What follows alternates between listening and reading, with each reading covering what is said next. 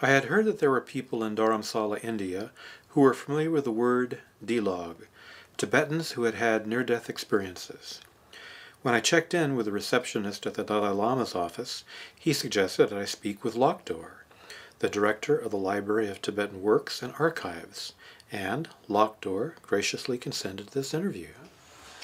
Geshe, you're familiar with the near-death experience? Yeah. And what's the Tibetan view on it? I understand that many Americans are discussing this subject, but the Tibetans have a particularly compassionate view about it. So how do you see this? You see, it's a very interesting thing because near-death experience is one thing. In Tibetan society, we have people who had that experience. We call them Delo. That means those who have died and came back.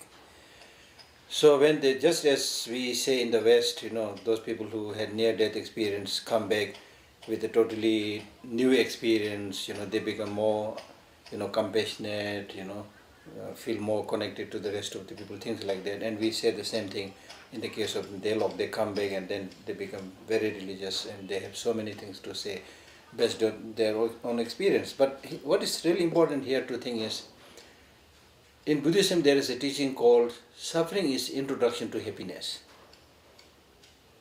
Okay, so it's not only like people who had near-death experience, but even those people who had been sick and ill and bedridden for some time, then they get back their health. Not necessarily a very long time, but at least for some time they become much better. Mm-hmm. You see, that's the thing.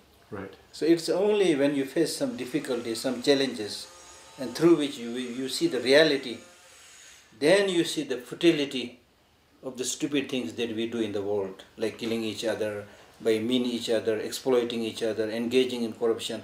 You see the futility of all this, because when you die, then you are able to see clearly that none of these are useful. Mm-hmm. Or when you're about to die, also you are able to see that these are of not much use.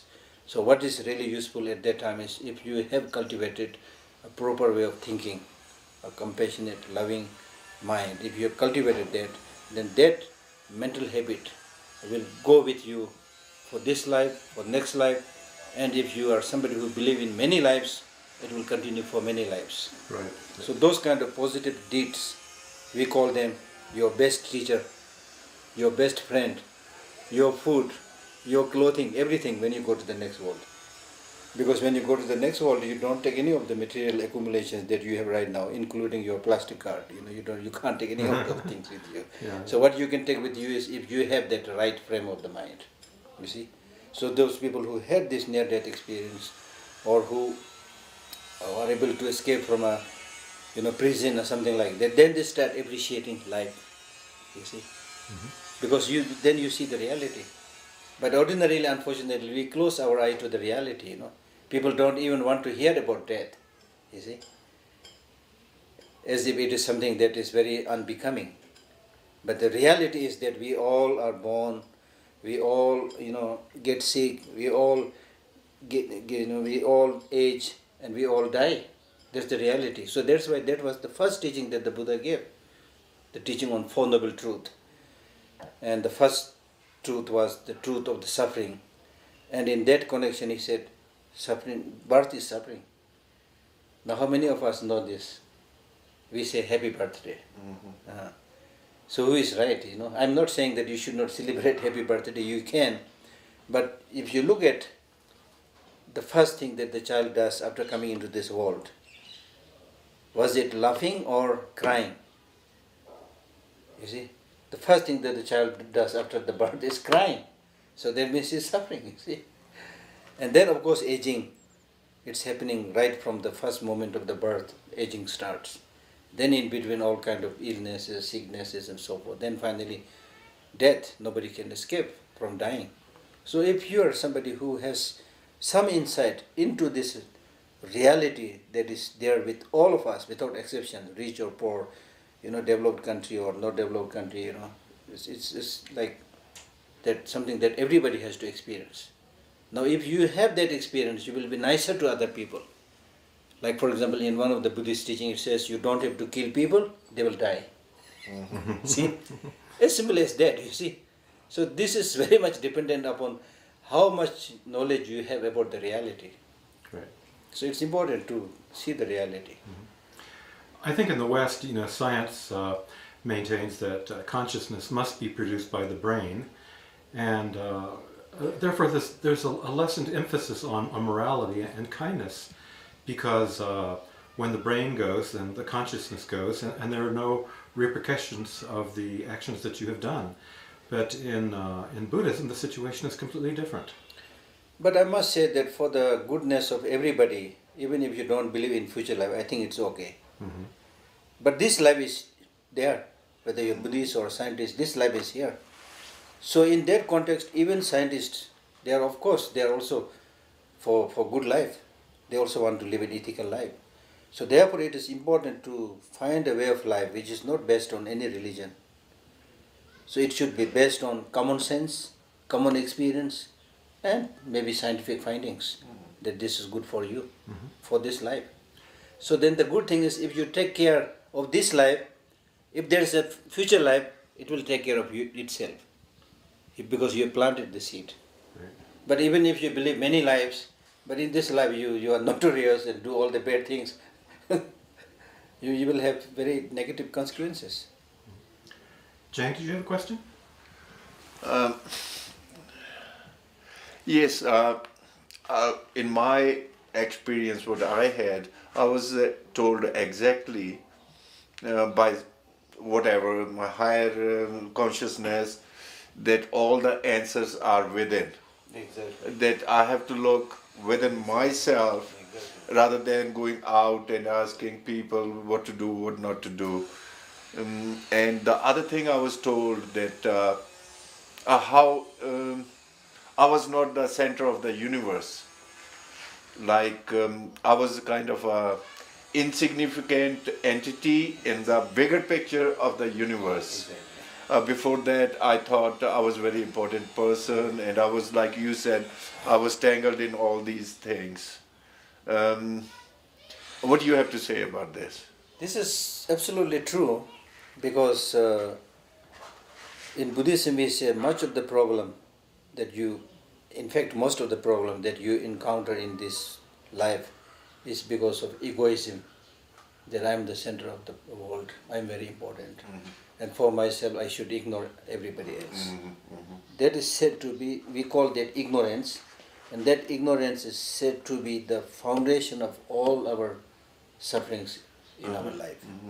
So therefore it's very clear that you are a small, insignificant part, Of the bigger universe. Bigger universe. And then, like according to the Buddha's teaching, although he had shown the path, but having shown the path, he said, I have shown the path to liberation. Liberation is up to you. I can only show, I'm like a class teacher, I can show you the path. Then if you don't do the homework, you will fail. Nothing I can do. I can't show a magic and then put you in the heaven, you see. So Buddha, like unequivocal terms, he said it very clearly that the self-responsibility, each of us have that responsibility, and he said each of you have the Buddha nature, Buddha potential. That means to develop to the fullest state. And this your question reminded me another beautiful verse written by one Tibetan teacher, who said that there is nobody who will catch hold of your hand and throw you into heaven. Similarly, there is nobody who will catch hold of your leg and drag you into hell. Your happiness and your suffering is in your hand. Do not cheat yourself. So at the end of the day, it is you see. If you want that long-lasting peace, long-lasting happiness, you need to develop that inner insight to experience that. But ordinarily, especially in today's world, people think, oh, my happiness will come from money. My happiness will come from family. Yes, you get some happiness, but here we are talking about long-lasting peace and happiness. That you cannot get from what is outside of you. It has to be cultivated from within. Geshe, I have one last question. Yeah. Why is it that when people approach death, oftentimes their consciousness is enhanced? It is magnified. It becomes more clear. Why does that sometimes happen? Because as I said, when we are alive, especially for example when we are not sleeping in the day, we are using only the grosser consciousness, primarily the senses, eye sense consciousness, ear sense consciousness, the sense consciousnesses. You are not even giving much opportunity to the mental consciousness. Forget about using the subtle consciousness. But when you sleep, then you withdraw the sense consciousness. The mind becomes a little bit subtle, but it's just subtle and you're not able to use it, you're not able to practice it. But when you die, then you go into the, especially when you separate the mind from the body, then the mind that separates from the body is the subtlemost consciousness. So you are right in saying that it's enhanced, not in terms of like good or bad, but in terms of being able to see the actual potential of the mind. Because otherwise you are using only the grosser level, the surface level of the mind. But when you withdraw all the gross consciousnesses, then finally you are able to see face to face the subtlemost consciousness, which is almost like merging into the space. Yeah. Okay, Geshe, thank you so much. Yeah. Okay. And I got one question from you. Yeah. How you become a monk? In Tibet, like more than 95% of the population are Buddhist, so every family encourages their son and daughter to become a monk or nun. So even when I was small, they used to call me a monk, even when I was not a monk, you know. So I just continued like that. I had no idea what I was doing. You know? No, if I want to become a monk now, what I have to go through? That's what my question is. Changing the clothes is easy. You can buy it from the market. No, it's not a changing. No, I'm telling you. So when you become monk, you undertake 3 changes: change of name, change of cloth, costume, and changing the mind. So that's the most difficult, changing the mind. Changing the name, okay, you get now name of an ordination. Mm-hmm. Changing the clothes, you do away with your layman's clothes and you wear this kind of. So these are like reminders. But changing the attitude, now changing the attitude is very difficult task. I mean, you cannot change your attitude right there on the spot. But what it means is that now you are able to see the limitation of this whole cycle of existence that we have here. You can see the sufferings. And therefore you develop what is called as a renunciation, the wish to get away from this entanglement, you know, by going after superficial pleasures and things like that. So through that way, then your whole focus will be towards positive virtuous practices, towards Buddhahood, enlightenment. And the purpose is not to become Buddha and then relax, but the purpose is to be able to continuously guide people, help not only human beings, but help all sentient beings. So that is the task. It's a huge task. Thank you. Yeah. Thank you. Thank you very much. Okay, thank you.